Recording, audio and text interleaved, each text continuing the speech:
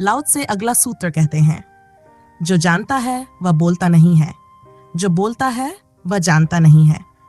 इसके छिद्रों को भर दो, इसके द्वारों को बंद करो, इसकी धारों को घिस दो, इसकी ग्रंथियों को निर्ग्रंथ करो, इसके प्रकाश को धीमा करो, इसके शोरगुल को चुप करो। यही रहस्यमयी एकता है। तब प्रेम और घृणा उसे नहीं छू सकती, लाभ और हानि उससे दूर रहती हैं, मान और अपमान उसे प्रभावित नहीं कर सकते, इसलिए वह सदा संसार से सम्मानित है। चलिए अब इस सूत्र को गहराई से समझते हैं। जो जानता है वह बोलता नहीं, और जो बोलता है वह जानता नहीं। ये बड़ी अजीब पहेली है। लाओ त्से भी यही कहते हैं, उपनिषद भी यही कहते हैं, सुकरात भी यही कहते हैं, और मजे की बात यह है कि ये सब लोग खुद भी बोलते हैं। तो फिर इस बात को समझना जरूरी है, वरना बड़ी आसानी से भूल हो सकती है। क्या इसका मतलब यह है कि गूंगे जानते हैं क्योंकि वे बोलते नहीं, और जो बोलते हैं जैसे बुद्ध, कृष्ण, ओशो, वो नहीं जानते? असल में हम उस ना बोलने को समझ ही नहीं पाए हैं जिसकी ओर लाओ त्से और उपनिषद इशारा कर रहे हैं। हम बोलने और ना बोलने का मतलब वैसे ही लेते हैं जैसे हम रोजमर्रा में जानते हैं। दूसरे से बोलना ठीक है क्योंकि संवाद का यही साधन है। यहाँ तक कि अगर लाओ त्से को भी कहना हो कि जानने वाला नहीं बोलता, तो उसे भी शब्द का सहारा लेना ही पड़ेगा। लेकिन सवाल यह है कि जब तुम अकेले हो तब क्यों बोलते हो? क्योंकि शब्द तो दूसरे से जुड़ने का पुल है, अपने आप से जुड़ने का नहीं। फिर भी तुम अकेले बैठे हो और भीतर भीतर बोलते रहते हो, क्योंकि जानने वाले का भीतर का बोलना रुक जाता है। जानने वाला अपने भीतर मौन हो जाता है। भीतर अब कोई विचार नहीं चलता, कोई संवाद नहीं चलता। जब वह अकेला है तो सचमुच अकेला है, बिना किसी के, बिना शब्द के, केवल मौन। दूसरे के साथ हो तो जरूरत पड़े तो बोलता है, वरना वहां भी चुप रहता है। लेकिन तुम तो बिना जरूरत भी बोलते रहते हो। ऐसा लगता है बोलना ही तुम्हारी आदत नहीं, तुम्हारी बीमारी है। तुम बोलते हो तो बस इसलिए कि चुप नहीं रह सकते। तुम्हारा बोलना सिर्फ बेचैनी का निकास है। तुम बोलते हो ताकि लगे कि कोई संबंध है, कोई जुड़ाव है, वरना अकेले होने का डर है। यही कारण है कि तुम अकेले में भी बोलते हो। खुद को ही दो हिस्सों में बांटकर एक नाटक शुरू कर देते हो। खुद ही बोलते हो, खुद ही सुनते हो, खुद ही सवाल पूछते हो, खुद ही जवाब देते हो। ये पूरा ड्रामा भीतर चलता रहता है ताकि अकेलापन महसूस ना हो। लेकिन असल में ये बोलना बताता है कि तुम खंडित हो, टूटे हुए हो, तुम एक नहीं हो। जानने वाला एक हो जाता है, भीतर पूर्ण मौन होता है। वहां कोई दो नहीं होता जो बोले और सुने। तुम्हारा बोलना एक रोग है। भीतर इतने विचार जमा हैं कि अगर उन्हें बाहर ना निकालो तो पागल हो जाओगे। इसीलिए तुम दूसरे इंसान को भी कचरे की टोकरी बना लेते हो और अपने विचार उसमें डालते रहते हो। अगर दूसरा ना मिले तो अपने भीतर ही दो हिस्से बना लेते हो और वहीं नाटक शुरू कर देते हो। असल में पागल और तुम में ज्यादा फर्क नहीं है, फर्क बस डिग्री का है। तुम भीतर भीतर बोलते हो, पागल जोर से बोलने लगता है। वह 100 की सीमा पार कर चुका है। पागल ने बाहर की दुनिया भुला दी और अपनी ही बनाई हुई दुनिया में जीना शुरू कर दिया। उसके दोस्त, दुश्मन, प्रेमी सब उसके भीतर ही पैदा हो जाते हैं और वह वही उनसे बातें करता रहता है।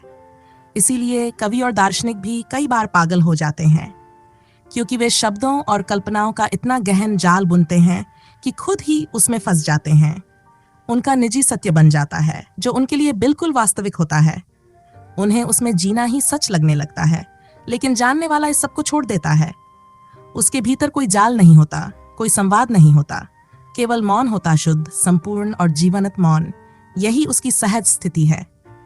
इस बात को अच्छी तरह समझ लो, सत्य कभी भी निजी नहीं होता। सत्य तो सार्वभौमिक है, और जब भी तुम्हें लगे कि यह केवल तुम्हारा है तो समझ लेना कि तुम पागलपन के करीब हो। निजी तो केवल सपने होते हैं, सत्य तो सबका है। तुम्हारा सपना केवल तुम्हारा होता है, उसमें किसी और का कोई हाथ नहीं। तुम अपने प्रियतम को भी, अपनी पत्नी को, पति को या सबसे निकट के मित्र को भी अपने सपने में आमंत्रित नहीं कर सकते। सपना पूरी तरह निजी है, लेकिन पागल का लक्षण यही है कि उसने पूरे संसार को निजी बना लिया है। वह खुली आंखों से सपना देखने लगता है, चाहे वह अपने को सम्राट माने, और उसके सपने के सेवक तुरंत गुलाम बनने को तैयार हो जाते हैं। उसकी दुनिया में कोई बाधा नहीं है। अगर वह भिखारी है और उसे समझाना चाहो कि तुम भिखारी हो, तो वह फिर भी रास्ता निकाल लेगा यह मानने का कि वह सम्राट है। सपना हमेशा निजी होता है और सत्य हमेशा सार्वभौमिक। यही कसौटी है। जितना तुम सत्य के करीब जाओगे उतना ही दूसरों को भी उसमें सहभागी बना सकोगे।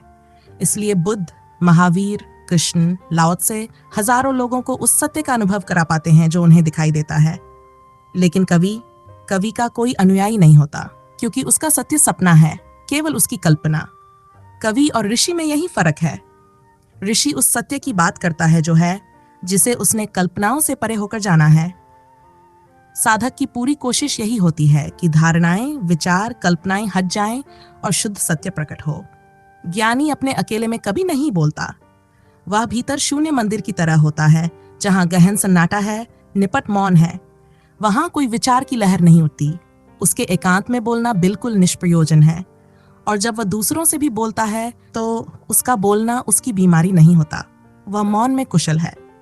बोलना उसकी जरूरत नहीं, उसका बोझ है। ज्ञानी जब बोलता है तो केवल इसलिए कि कुछ बांटना चाहता है।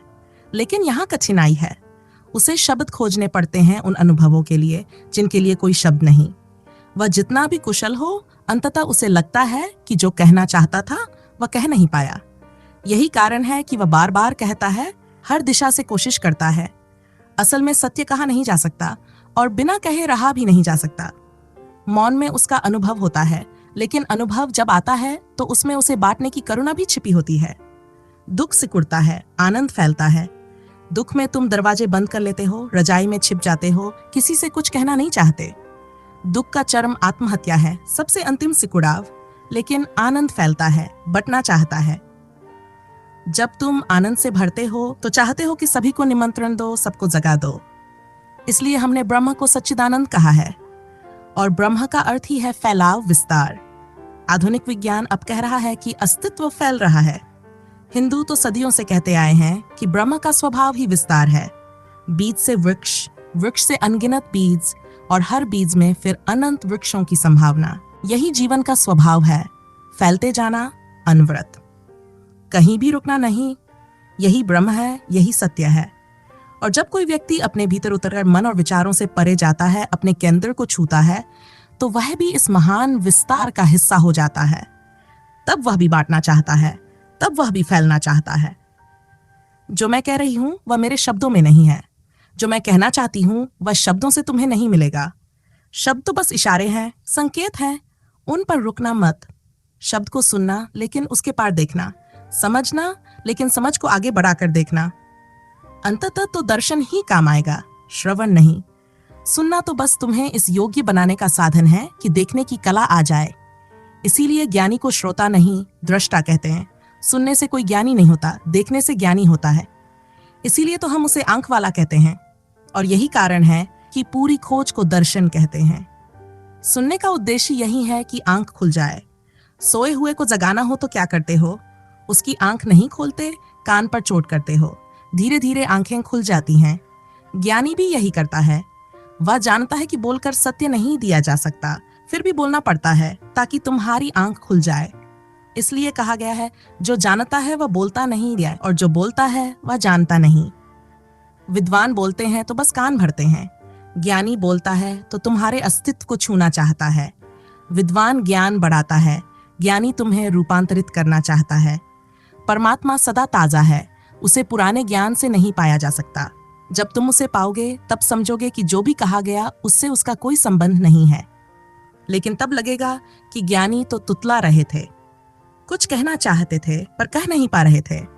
सभी ज्ञानी बच्चों की तरह तुतलाते हैं। वे किसी और प्यास, किसी और पानी, किसी और परमात्मा की बात कर रहे हैं। और ये तुतलाना कभी भी ठीक नहीं होगा। ये शाश्वत है और सदा रहेगा, क्योंकि ज्ञानी ने उस निर्दोष बालपन को पा लिया है जो कभी नष्ट नहीं होता। तो ज्ञानी के शब्दों को कम पकड़ो, उसके इशारे को ज्यादा समझो। अगर तुम्हारे भीतर प्रेम और श्रद्धा न हो तो वह सब बकवास लगेगी। श्रद्धा का अर्थ है हृदय से सुनना, शब्दों पर अटकना नहीं, तर्क से नहीं, खोज की आतुरता से। जब तुम श्रद्धा से सुनोगे तब समझोगे कि ज्ञानी की कठिनाई क्या है। वह ऐसी बात कहना चाहते हैं जो कहीं नहीं जा सकती, और तब उसकी करुणा भी समझ में आएगी। वह रुक नहीं सकता, बिना कहे रह भी नहीं सकता, इसलिए बार बार तुतलाते हुए भी वही बात कहता है। जो जानता है वह बोलता नहीं, जो बोलता है वह जानता नहीं। लेकिन इसका एक और अर्थ है। जो जाना जाता है, सत्य, अनुभव, प्रतीति, उसे शब्दों में नहीं बांधा जा सकता, लेकिन उस प्रतीति तक पहुंचने का मार्ग बताया जा सकता है। इसलिए ज्ञानी मंजिल की नहीं, रास्ते की बात करते हैं। विद्वान हमेशा ब्रह्म की चर्चा करेगा, ज्ञानी ध्यान की। विद्वान तर्क देगा, प्रमाण देगा, ज्ञानी विधि देगा, और विधि से ही अनुभव होगा। बुद्ध कहते हैं, मैं तो वैद्य की तरह हूं, औषधि देता हूं ताकि बीमारी मिट जाए। लेकिन स्वास्थ्य की व्याख्या कैसे करूं? क्योंकि स्वास्थ्य की कोई परिभाषा नहीं है। दुख परिभाषित हो सकता है, आनंद नहीं। दुख सीमित है, आनंद असीमित। इसलिए मैं औषधि की बात करूंगी, स्वास्थ्य की नहीं। बीमारी मिटेगी तो जो शेष रहेगा वही स्वास्थ्य है। तुम मिटोगे तो जो शेष रहेगा वही परमात्मा है। तुम प्रमाण मांगते हो, तर्क मांगते हो, लेकिन प्रमाण तुम्हारे अहंकार को ही पुष्ट करेंगे, और अहंकार रहते परमात्मा नहीं मिलता। ज्ञानी प्रमाण नहीं देता, वह संक्रामक है। उसे स्वास्थ्य लग गया है, वह तुम्हें भी वह छू देता है। बीमारी हटाओ, सत्य स्वयं शेष रहेगा। जब सब हट जाता है, मन, विचार, मैं, तो भीतर सिर्फ शून्य रह जाता है, और वही शून्य अचानक पूर्णता में बदल जाता है। जो तुम खालीपन समझते थे वही अस्तित्व से भरा मिलता है, वही परमात्मा है। चाहे उसे शून्य कहो चाहे पूर्ण, दोनों एक ही हैं। लेकिन ध्यान रहे, औषधि है धर्म और गुरु है चिकित्सक। वह व्याख्याकार नहीं है, वह विधि देता है। अब मुश्किल यह है कि लोग कहते हैं, जिस परमात्मा का भरोसा ही नहीं, उसकी खोज की विधि क्यों अपनाएं? तो ज्ञानी कहता है, परमात्मा की चिंता छोड़ो, अपनी बीमारी बताओ। दुखी हो, दुख काटने की विधि है। चिंतित हो, चिंता मिटाने की विधि है। अशांत हो, शांति पाने की विधि है। परमात्मा को बीच में मत लाओ। जिस क्षण तुम पूरी तरह संतुष्ट हो जाओगे, उसी क्षण परमात्मा प्रकट होगा। कुछ दिन पहले हमारी एक सब्सक्राइबर बहन ने मुझसे प्रश्न किया। उनका कहना था कि उनका मन बार बार कहता है, अगर मैं सांस रोकने की विधि साध लूं तो शायद परमात्मा को पा सकती हूं। बस वे किसी की स्वीकृति, किसी की हाँ का इंतजार कर रही थीं। मैंने उनसे यही कहा, परमात्मा को साधने की कोशिश मत करो, क्योंकि परमात्मा कोई वस्तु नहीं है जिसे पकड़कर रख लिया जाए। साधना अगर करनी ही है तो शांति को साधो, क्योंकि शांति ही वह द्वार है जहां से परमात्मा तक पहुंचा जाता है। और ये भी याद रखो, परमात्मा तक पहुंचने के लिए किसी चीज को जोड़ना नहीं होता, बल्कि जो बाधाएं हैं उन्हें हटाना होता है। जैसे आईना साफ करते हो तो तस्वीर अपने आप स्पष्ट दिखने लगती है। ठीक वैसे ही मन की गंदगी, शोर और अशांति को हटाओ, फिर परमात्मा का अनुभव तुम्हारे भीतर स्वयं ही प्रकट हो जाएगा। बुद्ध कहते हैं, मैं वैद्य हूँ, मैं औषधि देता हूँ ताकि बीमारी मिटे। स्वास्थ्य की परिभाषा मैं कैसे दूं? जब बीमारी हट जाएगी तो जो शेष रहेगा वही स्वास्थ्य है। जब तुम मिट जाओगे, मन मिट जाएगा, विचार मिट जाएंगे, तब जो शेष रहेगा वही परमात्मा है। लेकिन तुम तर्क मांगते हो, प्रमाण मांगते हो, और यही सबसे बड़ी बाधा है, क्योंकि प्रमाण तुम्हारे अहंकार को ही पोषित करेंगे। आखिर अहंकार रहते परमात्मा को कौन जान पाया है? ज्ञानी का मार्ग संक्रामक है। जैसे बीमारी लगती है वैसे ही स्वास्थ्य भी लगता है। ज्ञानी स्वास्थ्य से भरा है, उसकी संगति में रहोगे तो तुम्हें भी छू लेगा, लेकिन वह प्रमाण नहीं देगा, वह तुम्हें सिर्फ विधि देगा। बीमारी काट दो, परमात्मा शेष है। जब सब कुछ हट जाता है, विचार, भाव, मन, शोर, तो भीतर शून्य बचता है। लेकिन यह शून्य वास्तव में खाली नहीं होता, यह भरपूर है। तुम इसे खालीपन समझते हो क्योंकि अभी तुम्हारी दृष्टि फर्नीचर पर टिकी है। जब वह हट जाता है तब यह खालीपन विस्फोट बन जाता है। तब तुम पाते हो यह तो भरा है। इसी को कोई शून्य कहे, कोई पूर्ण कहे, लेकिन है वही परमात्मा। लाओ से आगे कहते हैं, इसके छिद्रों को भर दो, द्वारों को बंद करो, धारों को घिस दो, ग्रंथियों को निरग्रंथ कर दो, प्रकाश को धीमा, शोर को शांत कर दो। यही रहस्यमयी एकता है, यही ध्यान की अंतिम स्थिति है। इंद्रियां छिद्र हैं जिनसे ऊर्जा बहती है। आंख सिर्फ देखती ही नहीं, उससे ऊर्जा भी बाहर जाती है। इसीलिए देर तक देखने से थक जाते हो। ज्ञानी आंखें बंद करके बैठे तो पागल नहीं थे, वह ऊर्जा को बचाने का यही उपाय है। बुद्ध अपने भिक्षुओं से कहते थे, चलते समय सिर्फ 4 कदम आगे देखो, उतना ही काफी है। जितना ज्यादा देखोगे उतनी ऊर्जा बह जाएगी, और उसी ऊर्जा से तीसरी आंख खुलती है। लोग पूछते हैं, तीसरी आंख कैसे खुले? मैं कहती हूँ, पहले 2 आंखें थोड़ी बंद करो, व्यर्थ मत देखो, झगड़े, व्यर्थ की वीडियोस मत देखो, क्योंकि यहीं तुम आंखों को खर्च कर देते हो। फिर इन्हीं थकी आंखों से परमात्मा कैसे देखोगे? अगर आंख से देखने का उपयोग सिर्फ उतना लो जितना जरूरी है, तो ऊर्जा भीतर इकट्ठी होगी। वही ऊर्जा तीसरी आंख को खोल देगी। ये कोई अलग प्रयोग नहीं है। जब भी खाली बैठो आंख मत खोलो, या खोलनी भी पड़े तो बहुत धीरे धीरे जैसे पर्दा उठ रहा हो, और बंद करनी हो तो वैसे ही जैसे पर्दा गिर रहा हो। तुम देखोगे भीतर गहरी शांति पैदा हो रही है। शांत व्यक्ति की पलकें धीमी होती हैं, बेचैन व्यक्ति की पलकें तेज। मैं जब भी समय पाती हूँ आंखों बंद कर लेती हूँ। ऐसा करके काफी शांति, स्थिरता और शक्ति का अनुभव होता है। आप ही ऐसा करके देखिए और अपने अनुभव साझा करिए। लाओ त्से आगे कहते हैं, इंद्रियां छिद्र हैं, इसके द्वारों को बंद कर दो। तुम्हारे मस्तिष्क में उठने वाली वासनाएं ही द्वार हैं। जैसे ही मन में कोई वासना उठे उसी क्षण सजग हो जाओ। उसको ज्यादा देर तक अपने साथ मत रखो, क्योंकि जितना उसे समय दोगे उतनी ही उसकी जड़ें गहरी होती चली जाएंगी। पहले मन में वासना उठती है, फिर इंद्रियों के छिद्र खुल जाते हैं। अगर मन में मकान की वासना है तो हर जगह मकान ही नजर आएंगे। अगर भोजन की वासना है तो हर गली, हर होटल तुम्हें पुकारेगा। रूप की वासना है तो हर चेहरा तुम्हें आकर्षित करेगा। याद रखना, वासना की पहली झलक उठते ही उससे सहयोग तोड़ लेना सबसे आसान है। अगर देर कर दी तो वह मजबूत हो जाएगी और फिर उसे उखाड़ने में बड़ी मशक्कत करनी पड़ेगी। कोई भी वासना कभी तृप्ति नहीं देती। अगर तुम उसके पीछे दौड़ोगे तो थकान, तनाव, चिंता और बेचैनी ही पाओगे। वासना चेतना का ज्वर है। इससे तुम्हारा मन लगातार गर्म और उद्विग्न रहता है। और बड़ी कठिनाई यह है कि चाहे तुम उसे पूरा भी कर लो फिर भी कुछ हासिल नहीं होता। मकान मिला, धन मिला, सत्ता मिली, पर भीतर खालीपन वहीं का वहीं। जो सपने में सुंदर लगता है हकीकत में वैसा कभी नहीं होता। लेकिन मन बहुत चालाक है। वह बार बार तुम्हें नए आश्वासन देता है। कहेगा, ये मकान नहीं, अगला मकान, इतना धन नहीं और बड़ा धन, और तुम ठगे जाते हो। ये धोखा आखिरी सांस तक चलता रहता है। मौत दरवाजे पर आ खड़ी हो तब भी मन कहेगा अभी कुछ हो सकता है, और तुम मानते चले जाते हो। लाओ त्से कहते हैं, इसके द्वारों को बंद करो, इसकी धारों को घिस दो। इंद्रियां छिद्र हैं, वासनाएं द्वार हैं, और तुम्हारे नकारात्मक भाव, क्रोध, घृणा, ईर्ष्या, वैमनस, ये तुम्हारी धारें हैं। ये धारें हर आने वाले को चुभती हैं। तुम्हारा क्रोध किसी के लिए कांटे की तरह है, तुम्हारी घृणा किसी के लिए जहर की तरह। चाहे किसी को प्रेम से गले लगाओ, लेकिन अगर भीतर धारें हैं तो वे चुभेंगी ही। इसलिए लाओ त्से कहते हैं, धारों को घिस दो। क्रोध से ना तुम्हें सुख मिलेगा ना दूसरे को। घृणा से ना तुम्हें स्वर्ग मिलेगा ना किसी और को। जो तुम दूसरों के लिए गड्ढे खोदते हो आखिरकार उन्हीं में गिरते हो। जो बोओगे वही काटोगे। ये नियम बड़ा सरल है, आज नहीं तो कल, कल नहीं तो परसों। तुम्हारे कांटे तुम्हें ही चुभेंगे, और अगर ध्यान से देखो तो आज भी चुभ रहे हैं। तुम किसी पर क्रोध करते हो, जरूरी नहीं कि उसे दुख मिले। अगर वह बुद्धिमान है तो वह दुखी नहीं होगा, लेकिन तुम दुखी जरूर हो जाओगे। गाली देने से पहले तुम अपने भीतर ही जहर तैयार करते हो, और उस जहर में सबसे पहले तुम ही जलते हो। इसलिए क्रोध, घृणा, द्वेष, इन धारों को घिस दो। इन्हें मुलायम करो, तभी ध्यान का मार्ग साफ होगा, तभी भीतर शांति का जन्म होगा।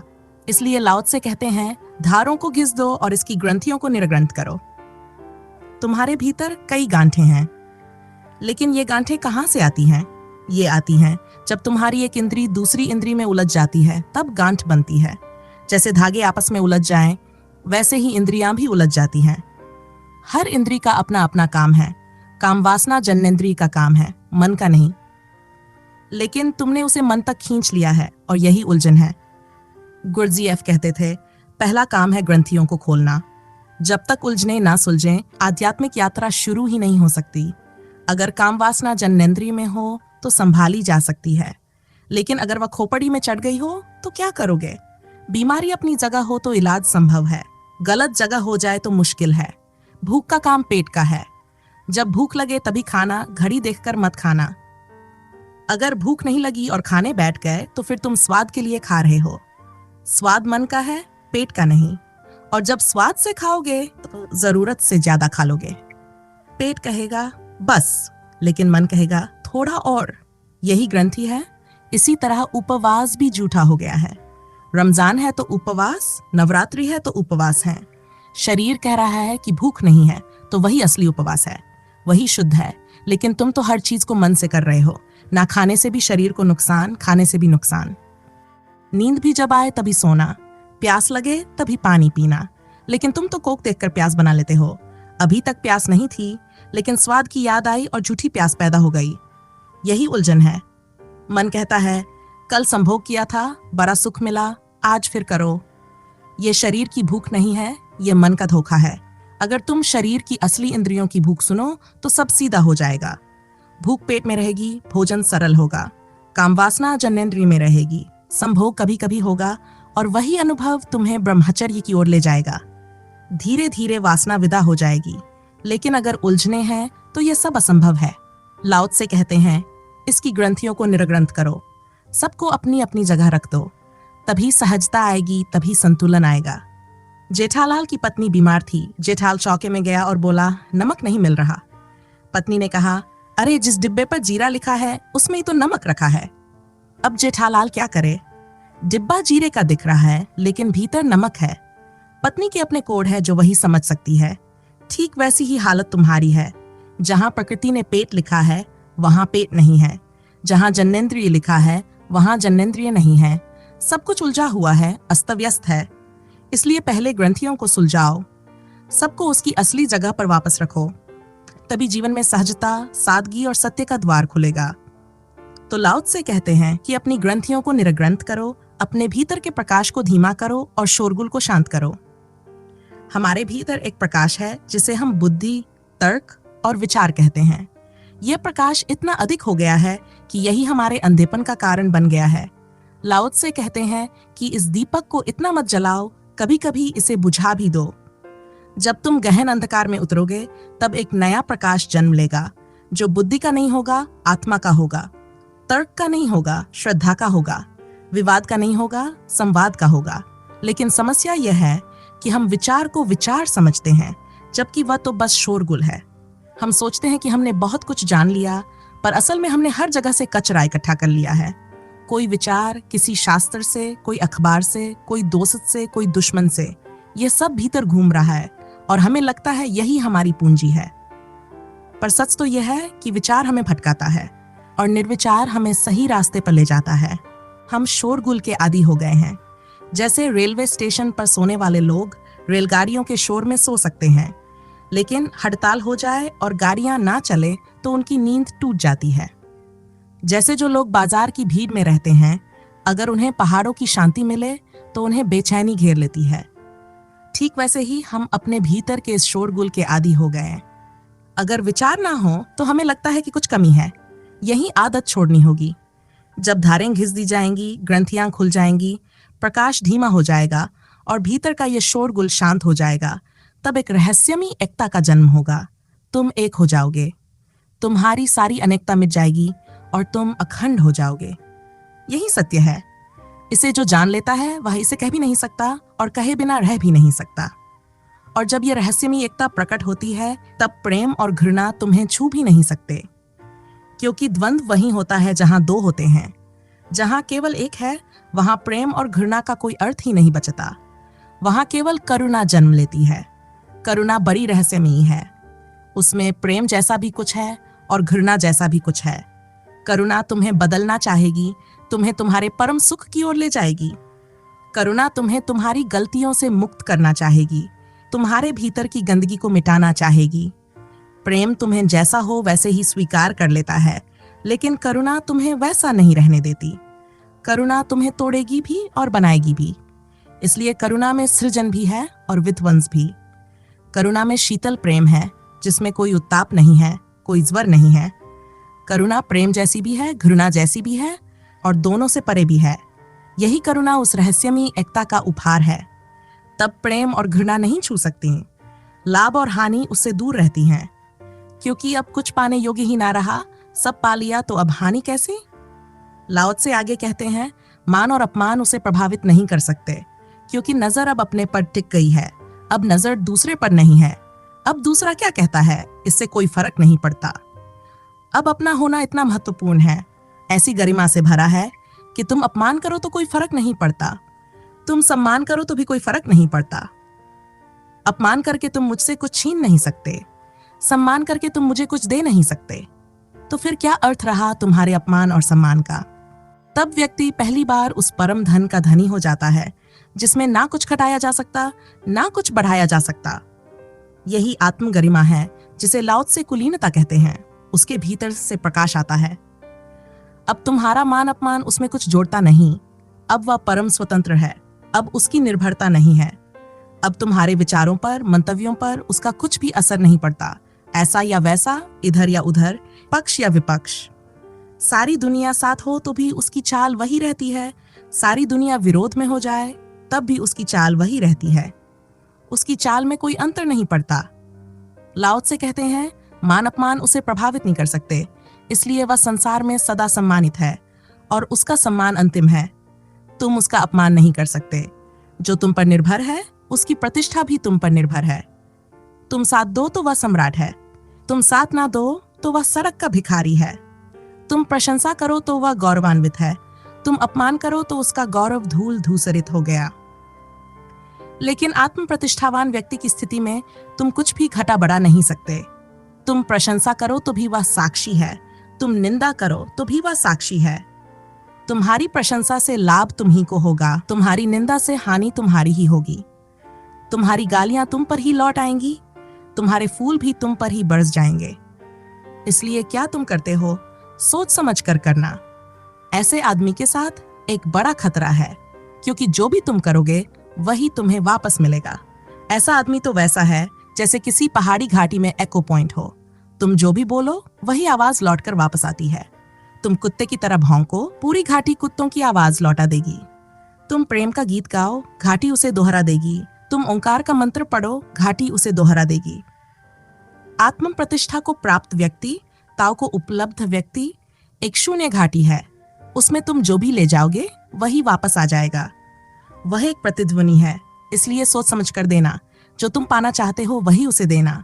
अगर गाली पाना चाहते हो तो गाली दो, सम्मान पाना चाहते हो तो सम्मान दो। उसे कुछ भी दिया नहीं जा सकता। तुम अपने को ही उसके बहाने कुछ दोगे, सब तुम्ही पर वापस लौट आएगा। ये रहस्यमयी एकता को समझो, उस पर विचार करो और कुछ कदम उठाओ। थोड़ी थोड़ी धारों को घिसो, बुद्धि के प्रकाश को धीमा करो, थोड़ा थोड़ा शांति में ठहरो। अपनी इंद्रियों की ऊर्जा बचाओ ताकि छिद्र बंद हो जाएं। सजग बनो ताकि भीतर उठती वासनाएं पहले ही क्षण में काट दी जाएं, उनकी जड़ें ना जमने पाएं। और तब तुम जानोगे, तभी मेरे शब्द तुम्हें साफ होंगे। क्योंकि जो मैं कह रही हूँ वह शब्दों में कहा नहीं जा सकता। जो तुम सुन रहे हो वह सिर्फ सुनने से समझा नहीं जा सकता। इसीलिए लाओ त्से कहते हैं, जो जानता है वह बोलता नहीं और जो बोलता है वह जानता नहीं। तो आज इस वीडियो में इतना ही। आशा है आप इस सूत्र को जीवन में उपयोग करेंगे, केवल इसे बौद्धिक कृत्य नहीं बनाएंगे। फिर मिलेंगे अगली वीडियो में। धन्यवाद।